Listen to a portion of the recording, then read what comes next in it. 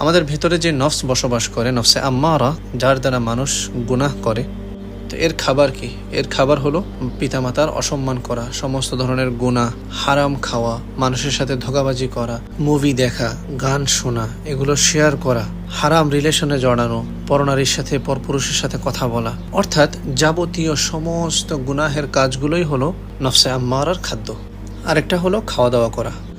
আর যে নফসে মুতমাইন্না আছে, এর খাবার কি? এর খাদ্য কি? এর খাদ্য হলো 5 ওয়াক্ত নামাজ, তাহাজ্জুদের ইহতেমাম করা, মানুষের সাথে উত্তম ব্যবহার করা, পিতামাতার সাথে সৎ ব্যবহার করা, সময় অসময়ে কোরআন তেলাওয়াত করা, জিকির করা, অর্থাৎ আল্লাহ তাআলা খুশি হয় এমন সমস্ত কাজ করা। তো এখন থেকেই একটু একটু করে নফসকে কন্ট্রোল করার হিম্মত করুন এবং নফসে আম্মারাকে পরিশুদ্ধ করে নফসে মুতমাইন্না বানাতে হবে। ঠিক আছে না ইনশাআল্লাহ? জাযাকুমুল্লাহু খাইর। আসসালামু আলাইকুম ওয়া রাহমাতুল্লাহি ওয়া বারাকাতুহু।